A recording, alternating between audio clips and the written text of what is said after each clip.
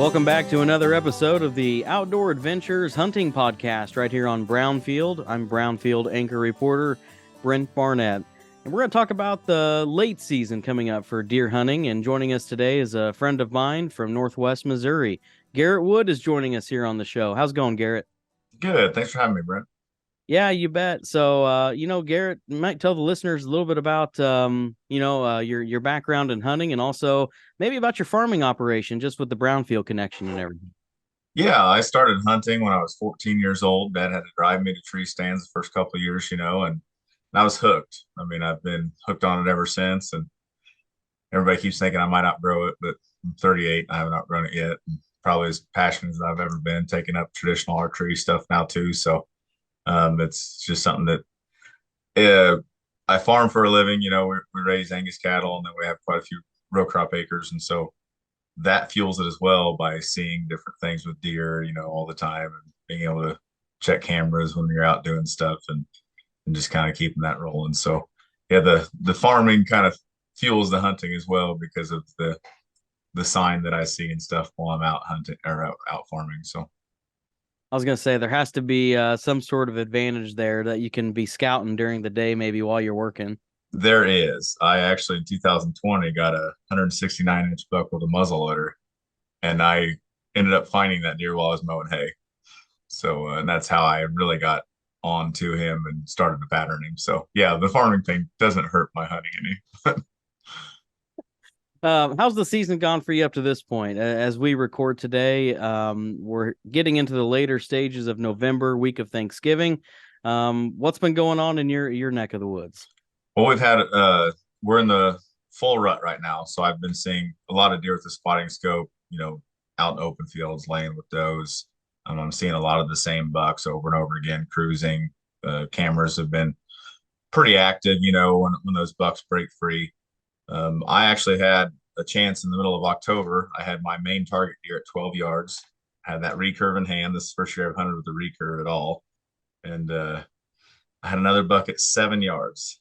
So I set up in a observation stand the night before, and that buck came out at about 90 yards. And I really like to set up in standing corn. So I moved into this spot in some standing corn, set up a little makeshift blind, set my stool in there. Everything couldn't have worked out better, except for the fact that I had a buck standing at 7 yards when the one I was after walked by at 12 yards, and couldn't get drawn back. So that was still an awesome night. I watched him go out to 30 yards and make a scrape. But yeah, that's pretty well been the highlight of my season so far, is just having that main target buck come by at 12 yards, even though I didn't get a shot. And then I did see him again in the combine. He decided to walk 150 to 200 yards away from the combine while we were picking a cornfield one day. But just to, say, nice to see you, but good luck maybe later in the year. With your experience and you've killed some really big mature bucks in your life. I personally, at one point I saw your trophy room several years ago, but I know it's really grown since then. Have you ever thought about filming your hunts or anything like that? I have. I did for just a little bit. I filmed a couple of them. I've got a nice buck that I got on film, and quite a few does, but it got to where it was a bit of a chore, and it started to take some of the fun away, just trying to pack all that stuff in. I got to where I was sweating walking in, trying to carry all that stuff. And so then I got to where if I was waking up and thought, boy, I'm not sure if I want to pack all that stuff in there. Maybe I just won't hunt. That's when I decided that wasn't for me. I just was going to enjoy the sport itself. So, looking ahead, December will be here soon, and just curious here on the show today, just wanted to kind of pick your brain a little bit. What goes into your strategies for hunting the late season after the rut is over and we start to see the deer shift back to their feeding patterns? Yeah, well, that's just it. As everyone knows, they shift back to food. You're still going to have those big mature bucks, mostly the dominant ones, still coming and checking does. But you're using that food source now instead of natural funnels and bedding areas as your source to get to those deer. Now you're using the does bellies and the herd mentality of it's cold, we need to go to food. You're using that to get in on those bucks. The thing that the two biggest bucks I've ever shot were both in December. And well, actually 3 of the 4 biggest deer were in December. So, but we're a farm that I guess I've just taken what the farm's given me over the years.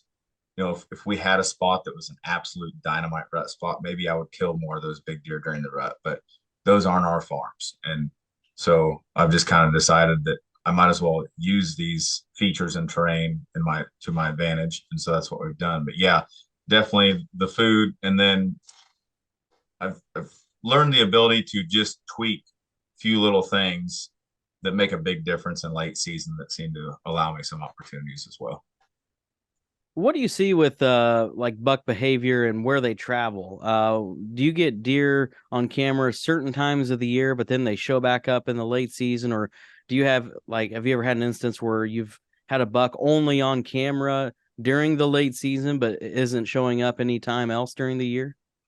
They definitely ebb and flow. Where we're at, I don't really have bucks just all of a sudden show up late season. They're bucks that have kind of come in and out, or they'll move a mile or a mile and a half, something like that. So I'll have times where I've got pictures of deer and then I'll have pictures of them on different farms. But I typically don't just have a buck move in for late season.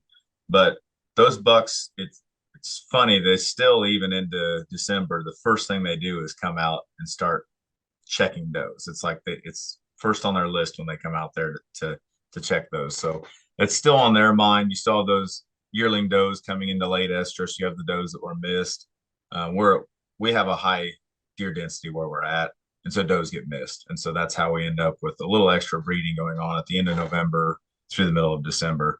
And so it's still definitely on those bucks' minds. So even though you're hunting that food source, they're still definitely wanting to get active with the does if they can.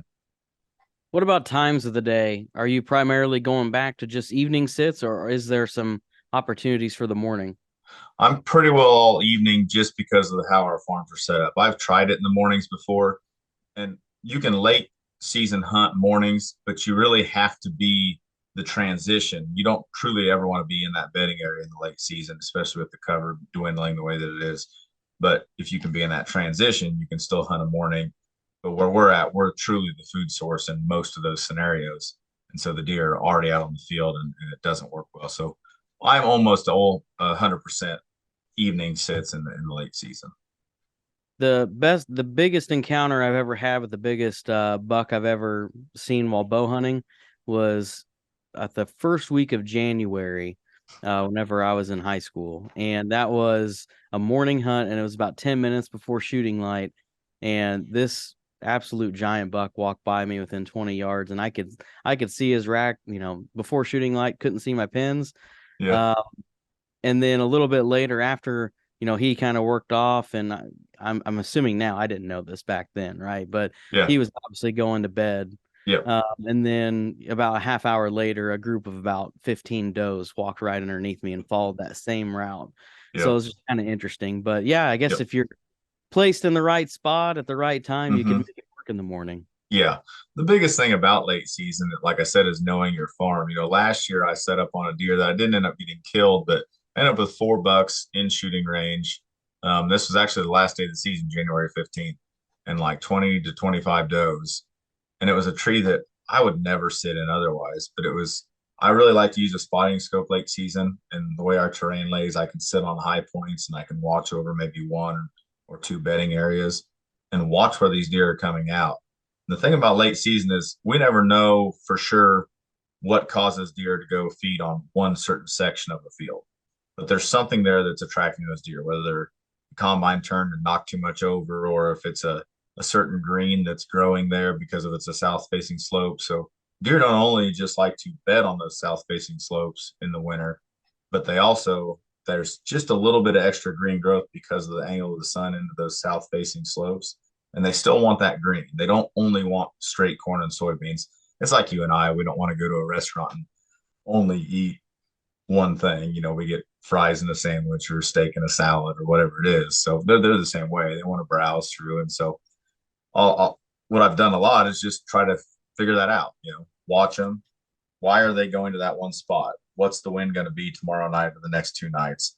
How can I get there in and out without them seeing me? Because as we know, you get late season, I mean, there's no leaves on the trees anymore.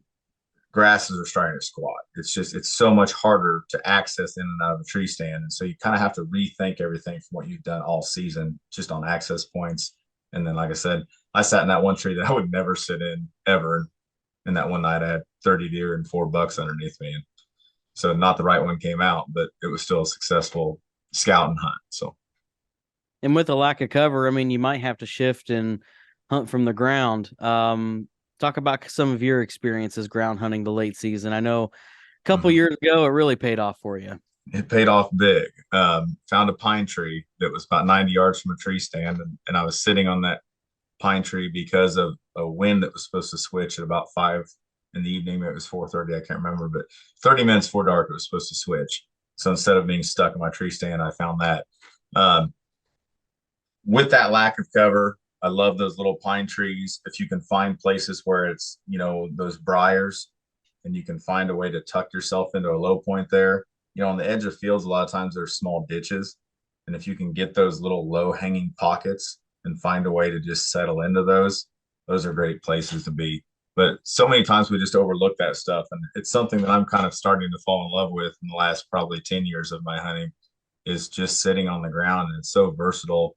Depending on wind directions, you don't have to go in there and try and hang and hunt or any of that stuff. You can just go in there, get settled in, and boy, when you get those deer in close, it makes for a really exciting night, even on nights that you aren't successful. But you get to sit on the ground and be eye level with those deer. So, what challenges are there for a bow hunter, especially when you think about the number of eyes that can be in the field at a given time when the deer really pack up? Number one is your drawing.